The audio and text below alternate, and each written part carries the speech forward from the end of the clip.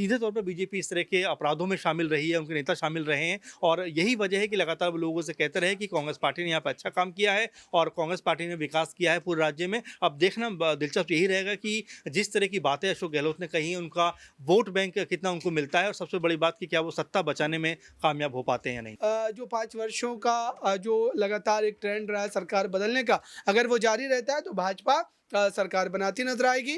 और अगर इस बार जो पूरा रिवाज है वो बदलता है तो कांग्रेस पार्टी बाजी मारेगी। लेकिन कांग्रेस पार्टी के लिए दोनों ही मामलों में चुनौती यहाँ पर नजर आती है। और यहाँ पर जो कह सकते हैं सीधी तौर पर बीजेपी और कांग्रेस में टक्कर है, क्योंकि राजस्थान में एक तरीके से ये माहौल बनाने का प्रयास किया गया कि कांग्रेस पार्टी ने उस लेवल का काम नहीं किया जिस लेवल पर काम करना चाहिए था। महिलाओं के साथ में जिस तरह से मामले हों या फिर जो ज़मीनी स्तर पर और कई सारे ऐसे मामले हों जिसको लेकर लगातार अशोक गहलोत के ऊपर निशाना साधा जाता रहा और खुद जो उनके पार्टी के सचिन पायलट हैं वो अपनी सरकार पर निशाने साधते रहे कि जो सरकार है उसने वैसा काम नहीं किया जैसा काम किया जाना चाहिए था। लेकिन इन सब के बावजूद भी अगर देखा जाए तो मुझे ऐसा लग रहा है कि बीजेपी इन मुद्दों को अच्छे से कैच नहीं कर पाई, इन मुद्दों पे अच्छे से जो कह सकते हैं पकड़ नहीं बना पाई, क्योंकि उनके अंदर खाने में ही वहाँ पर स्थिति कोई बहुत ज़्यादा बेहतर नज़र नहीं है।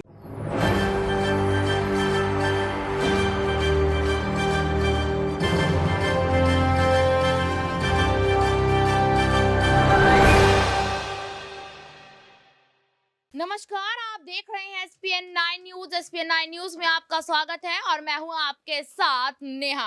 राजस्थान में 25 नवंबर को 199 विधानसभा सीटों के लिए 75% वोटिंग हुई थी, जबकि 2018 की अगर यहाँ बात करें तो 2018 में राज्य में 74% मतदान हुआ था और बीजेपी के खाते में 70 सीटें आई थी और कांग्रेस के खाते में 107 सीटें आई थी।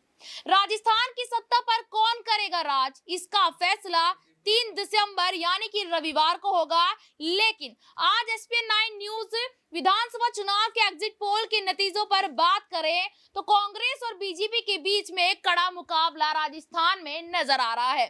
साथ ही साथ राज्य के 200 विधानसभा क्षेत्रों में से 199 में 51,000 से अधिक मतदान केंद्रों पर मतदान हुआ था। एक सीट पर कांग्रेस प्रत्याशी के निधन के कारण श्री गंगानगर जिले के करणपुर विधानसभा क्षेत्र में चुनाव स्थगित कर दिया गया था।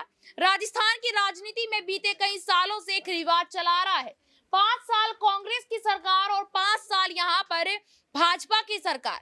लेकिन यहाँ हर 5 साल में सत्ता परिवर्तन होती है, लेकिन इस बार ये देखना वाकई में दिलचस्प होगा कि जनता इस रिवाज को इस बार बदलेगी या नहीं बदलेगी। इसी मुद्दे पर आज हम चर्चा करेंगे, लेकिन उससे पहले आपको यहाँ पर बता दूं कि राजस्थान चुनाव में किन मुद्दों पर बोलबाला रहा है। बता दें आपको कि हिंदुत्व के मुद्दे पर कन्हैया लाल की हत्या, दूसरा हिंदू त्योहारों पर पत्थरबाजी, तीसरा धमाके के आरोपियों का बरी होना, साथ ही साथ आपको चौथा मुद्दा अगर हम बताएं तो पीएफआई के जुलूस पर खूब चर्चा हुई और पांचवा और आखिरी मुद्दा जो चुनावों के लिए यहाँ पर सबसे जरूरी रहा, चुनाव में सत्ता विरोधी लहर पर बीजेपी पर सवार। बीजेपी ने लीक पेपर मामले में गहलोत सरकार पर काफी ज्यादा यहाँ सवाल उठाए और गहलोत सरकार यानी कि कांग्रेस ने यहाँ पर जो भाजपा को लेकर यहाँ काफी ज्यादा सवाल जो उठाए हैं वो महंगाई और बेरोजगारी को उठाए। देखिए आपको बता दें कि 2014 की अगर हम बात करें, 14 के बाद से बीजेपी 2 मुद्दों पर सबसे ज्यादा गिरी है, बेरोजगारी का मुद्दा और महंगाई का मुद्दा। राजस्थान की मैं बात करूं तो फिलहाल यहाँ राजस्थान में जो सीएम पद पर अशोक गहलोत बैठे हैं, तो अब यहाँ पर यह सवाल उठता है क्या इस बार कांग्रेस की सरकार यहाँ पेपर लीक मामले से जाएगी? क्योंकि इसी बीच आपको बता दें कि इस वक्त यहाँ पर बात हो रही है एग्जिट पोल को लेकर। इस बार राजस्थान में एग्जिट पोल पर कौन सी सरकार जीतती नजर आ रही है, कौन सी पार्टी यहाँ पर जीतती नजर आ रही है और राजस्थान में इस बार कौन सी पार्टी के सर यहाँ पर जो ताज है वो सजने वाला है, इसी मुद्दे पर बात करेंगे। बात करने के लिए कुछ सहयोगी न्यूज रूम में मौजूद है। सबसे पहले अमन जी से मेरा सवाल रहेगा। अमन जी, जैसे कि आप देख रहे होंगे कि लगातार लगातार यहाँ पर कुछ वक्त पहले से एग्जिट पोल खुलते नजर आ रहे हैं। 5 राज्यों के चुनाव के एग्जिट पोल खुल रहे हैं, लेकिन हम यहाँ पर फोकस करेंगे राजस्थान को लेकर। क्या कहते हैं, क्या कह रहे हैं यार एग्जिट पोल यहाँ राजस्थान के? देखिए बिल्कुल, और राजस्थान के ऊपर सबसे ज़्यादा मुहर जो कह सकते हैं नज़र थी वो बीजेपी की थी, क्योंकि अगर देखा जाए तो राजस्थान में रवायत रही है कि हर साल वहाँ पर हर 5 साल में सरकार बदलती रही हैं। ऐसे में बीजेपी को ये लग रहा था कि यहाँ पर इस बार उनकी सरकार आएगी, लेकिन जो एग्जिट पोल के आंकड़े सामने आ रहे हैं वो वाकई हैरान करने वाले हैं, क्योंकि कांग्रेस पार्टी के समर्थन में कहीं ना कहीं चीज़ें नजर आ रही हैं। लगभग 110-120 के आसपास जो सीटें हैं वो फिलहाल एग्जिट पोल में कांग्रेस पार्टी को मिल रही हैं, लेकिन अभी भी अगर कहें तो बीजेपी को हम बहुत पीछे नहीं आंक सकते, क्योंकि बीजेपी भी रेस में बनी हुई है और बीजेपी के पास भी 80 से 90 के आसपास सीटें आती हुई नजर आ रही हैं। तो ये एक दिलचस्प मुकाबला है, कड़ा मुकाबला है, और यहाँ पर जो कह सकते हैं सीधी तौर पर बीजेपी और कांग्रेस में टक्कर है, क्योंकि राजस्थान में एक तरीके से ये माहौल बनाने का प्रयास किया गया कि कांग्रेस पार्टी ने उस लेवल का काम नहीं किया जिस लेवल पर काम करना चाहिए था। महिलाओं के साथ में जिस तरह से मामले हों, या फिर जो ज़मीनी स्तर पर और कई सारे ऐसे मामले हों जिसको लेकर लगातार अशोक गहलोत के ऊपर निशाना साधा जाता रहा, और खुद जो उनके पार्टी के सचिन पायलट हैं वो अपनी सरकार पर निशाने साधते रहे कि जो सरकार है उसने वैसा काम नहीं किया जैसा काम किया जाना चाहिए था। लेकिन इन सब के बावजूद भी अगर देखा जाए तो मुझे ऐसा लग रहा है कि बीजेपी इन मुद्दों को अच्छे से कैच नहीं कर पाई, इन मुद्दों पे अच्छे से जो कह सकते हैं पकड़ नहीं बना पाई, क्योंकि उनके अंदर खाने में ही वहाँ पर स्थिति कोई बहुत ज़्यादा बेहतर नज़र नहीं आई। मुझे याद आता 2018 जब वसुंधरा राजे के खिलाफ माहौल बना कि राजे तेरी खैर नहीं और मोदी तुझसे बैर नहीं, और वही बात इस बार भी नज़र आने वाली थी। इससे पहले ही जो पीएम मोदी हैं या बीजेपी के जो आला कमान के नेता हैं उन्होंने राज्य को एक तरीके से साइडलाइन कर दिया, और कोई भी सीएम का जो चेहरा था वो अनाउंस नहीं किया। एक सवाल इसी से लेना चाहूंगी अमन जी, आपने जैसे अभी कहा कि राज्य को यहाँ साइड कर दिया गया, तो किस वजह से यहाँ पर वसुंधरा राज्य को साइड किया जा रहा है? आपने देखा होगा कि जिस दौरान राजस्थान के चुनाव प्रचार बीजेपी कर रही थी तो कई बार ऐसे देखने को मिला कि मंच पर वसुंधरा राजे खड़ी है, लेकिन तवज्जो यहाँ पर एक दूसरी महिला नेत्री को दिया गया है। ऐसा क्या महिला नेत्री को यहाँ पर तवज्जो दी जा रही? क्योंकि आपने देखा वसुंधरा राजे का जो वोट बैंक है राजस्थान में वो एक अलग ही वोट बैंक है। क्या वो वोट बैंक यहाँ पर दिया कुमारी ले पाएंगी? देखिए बिल्कुल, और ये बात 2018 में भी देखने को मिली। उसके बाद जब एक समय ऐसा आया 2019-20 के आसपास कि सचिन पायलट एक अलग खेमा बना लेंगे और राजस्थान में जो सरकार कांग्रेस की वो टूट जाएगी, उस समय भी ये बात निकल कर सामने आई कि क्या राज्य के जगह पर क्या सचिन पायलट को सीएम बनाया जा सकता है। उस समय भी बीजेपी के अंदर फूट दिखाई दी, और वैसा का वैसा जैसा सोचा जा रहा था कि बीजेपी यहाँ पर भी सरकार पलट देगी, सत्ता पलट देगी, वैसा नहीं हुआ। तो ये पहले से देखा जाता रहा है कि राज्य का जो वर्चस्व है वो काफ़ी ज़्यादा है। इसमें दिया कुमारी और भी जो चेहरे बीजेपी के हैं वो वैसा इम्पैक्ट क्रिएट नहीं कर पा रहे हैं, और यही वजह बीजेपी ने उनको साइडलाइन किया है कि अभी से अगर उनको अगर एक मुख्य चेहरे के तौर पर पेश नहीं करेंगे तो जब अगर बीजेपी की सरकार यहाँ पर बनती है तो किसी को भी एक सीएम के तौर पर वो प्रोजेक्ट कर सकते हैं। तो ऐसे में मुझे जहाँ तक लग रहा है कि जो राज्य और लगातार उनका 30-40 साल का अगर आप ग्राफ देखेंगे राजनीति का राजस्थान में, तो एक छत्र उनका राज रहा है, एक छत्र उनकी छवि वहाँ पर मजबूत रही है बीजेपी की। तो ऐसे में बीजेपी के लिए उनको साइडलाइन एक सवाल यही से लेना चाहूंगी, क्या बीजेपी युवा नेता या युवा महिला नेत्री के चेहरे के चक्कर में यहाँ तजुर्बेदार नेता को पीछे तो नहीं छोड़ देगी? जी बिल्कुल, और देखिए महिला जिस तरह से बीजेपी लगातार महिला आरक्षण की बात करती रही है, तो ऐसे में अगर बीजेपी के लिए सबसे मजबूत चेहरा अगर यहाँ पर देखा जाए तो वसुंधरा राजे हैं। अगर उनको रिप्लेस करना भी है तो कोई ना कोई महिला चेहरे ही मेरे ख्याल से बुलाना चाहेंगे, और दिया उसमें से एक नाम हो सकती है, क्योंकि बड़े अच्छे मार्जिन में चुनाव भी जीता है, एक अच्छी खासी उनकी पकड़ भी होती जा रही है। और आने वाले दिनों में देखिए चेंजेस आपको करने पड़ेंगे। आप मध्य प्रदेश में देखिए जिस तरह लगातार बात चल रही है कि नया चेहरा, और वहीं बीजेपी कई और राज्यों में भी ट्राई कर रही है कि जो जिनका बहुत लंबे समय से वर्चस्व रहा है उनको किस तरह से साइड करके नए चेहरों को मौका दिया जाए। एक आखिरी सवाल यहाँ लेना चाहूंगी आपसे, आपने कुछ टाइम पहले सुना होगा कन्हैया लाल की हत्या का मामला।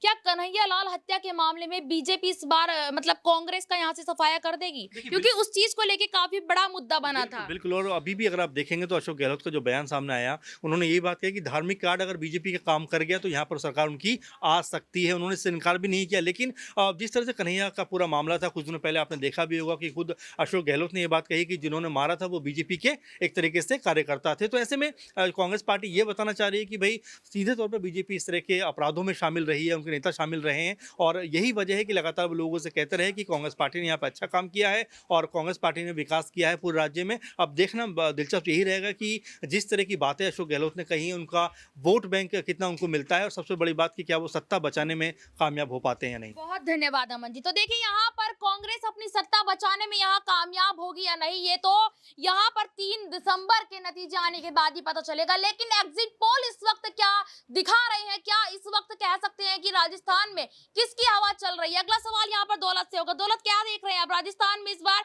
किसकी सरकार बनते आप देख रहे हैं? देखा जाए तो यहाँ पर अभी एग्जिट पोल की बात करें तो कांग्रेस यहाँ पर आगे है, लेकिन कहीं ना कहीं ये परंपरा जो तोड़ने वाली बात है, ये परंपरा यहाँ कुछ टूटती हुई नजर शायद 3 दिसंबर को नहीं आई, क्योंकि एग्जिट पोल के हमने जो नतीजे हैं कई बार बदलते हुए देखे हैं और हर बार जो इतिहास रहा है राजस्थान का यहाँ पर वही रहा है कि सत्ता परिवर्तन होता रहा है। लेकिन राजस्थान में जो गहलोत सरकार बैठी वो पूरी कोशिश कर रही है कि सत्ता परिवर्तन यहाँ ना हो और लगातार अशोक गहलोत यहाँ पर जो है सीएम दोहराए जाए। लेकिन अशोक गहलोत ही सीएम बनेंगे, विवाद लगातार इस पे चल रहा है कि यहाँ पर सचिन पायलट भी रेस में हैं। 18 में जैसा हुआ था कि मुख्य चेहरा तो वही थे, लेकिन यहाँ पर उनको सीएम नहीं बनाया गया। लेकिन अब चुनाव के नतीजे आ जाते हैं तो यहाँ पर और शायद मैं समझूंगा कि और बड़ी मुश्किलें जो है कांग्रेस के सामने खड़ी हो जाएगी कि यहाँ पर किसको अपना भावी यहाँ पर जो है वो सीएम चुने, क्योंकि दोनों ही पक्ष यहाँ पर आपस में लड़ते हुए नजर आ रहे हैं। हमने देखा चुनाव के समय करीब थे, यहाँ पर चुनाव प्रचार भी साथ में करते हुए नजर आए। लेकिन अगर जब बात कुर्सी की होगी तो लाजमी है यहाँ पर बीजेपी में भी लोग लड़ेंगे और यहाँ पर कांग्रेस में भी लोग लड़ेंगे। बिल्कुल, यहाँ पर बीजेपी में भी यहाँ पर लोग लड़ते नजर आएंगे और कांग्रेस में भी लोग यहाँ पर लड़ते नजर आएंगे। बात यहाँ पर अगर मैं करूं अंदरूनी कलह की, तो इसी बीच आपको बता दें कि हमेशा देखा जाता था कि कांग्रेस की अंदरूनी कलह को यहाँ पर हमेशा सामने आती थी। लेकिन इस बार अगर देखा जाए तो राजस्थान में भी भाजपा की अंदरूनी कलह सामने आ सकती है। वो इसलिए क्योंकि वसुंधरा राजे हमेशा देखा जाता था कि भाजपा की तरफ से सीएम पद पर बैठती थी, लेकिन इस बार भाजपा ने वसुंधरा राजे को साइड कर दिया कुमारी को ये पद देने की यहाँ पर ऐसा खुलकर यहाँ सामने जिक्र नहीं किया, लेकिन ऐसे कयास लग रहे हैं कि अगर भाजपा की तरफ से सीएम फेस यहाँ पर चुना जाता है तो वो दिया कुमारी हो सकती है। अगला सवाल यहाँ पर अबरार से मैं लेना चाहूंगी। अबरार, क्या कांग्रेस की अंदरूनी कलह अब यहाँ भाजपा के ऊपर भी देखने को मिल सकती है? अगर यहाँ भाजपा जीतती है तो वसुंधरा राजे सीएम फेस ना बनाकर दिया कुमारी को यहाँ सीएम फेस घोषित किया जाता है, तो क्या वाकई में अंदरूनी कलह हो सकती है भाजपा में?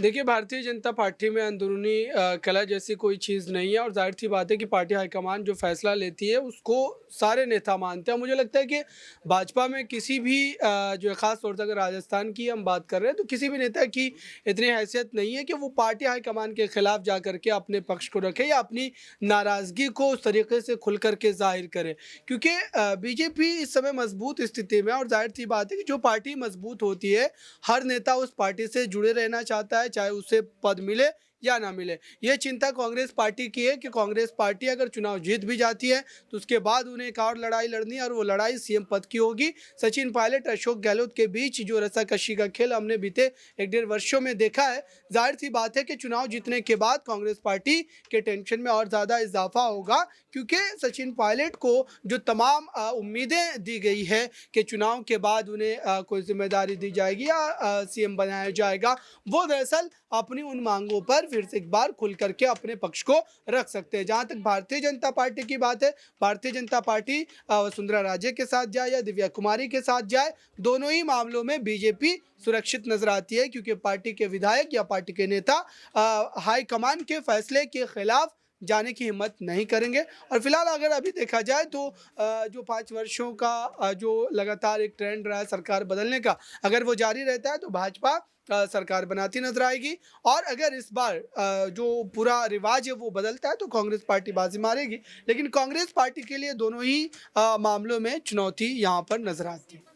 बिल्कुल, यहाँ पर जैसे कि अबरार ने कहा कि इस बार यहाँ अगर रिवाज बदलता है तो यहाँ कांग्रेस अपनी बाजी मारती नजर आएगी। और देखिए, यहाँ पर अगर रिवाज नहीं बदलता है तो देखिए जो रिवाज है 5 साल यहाँ भाजपा और 5 साल कांग्रेस का जो रिवाज है हर बार की तरह यहाँ चलता नजर आएगा। लेकिन इस पर 3 तारीख को पता चलेगा, यानी कि 3 दिसंबर को पता चलेगा कि आखिरकार राजस्थान में किसकी सरकार बनेगी। राजस्थान में क्या सीएम गहलोत हर बार की तरह जो सीएम बनते नजर आएंगे या फिर भाजपा की तरफ से कोई और नया चेहरा यहां पर उतरेगा। इस रिपोर्ट को लेकर आपकी क्या राय है हमें कमेंट बॉक्स में जरूर बताएं। और फिलहाल के लिए इतना ही, फिर आपसे मुलाकात होगी किसी नए मुद्दे पर।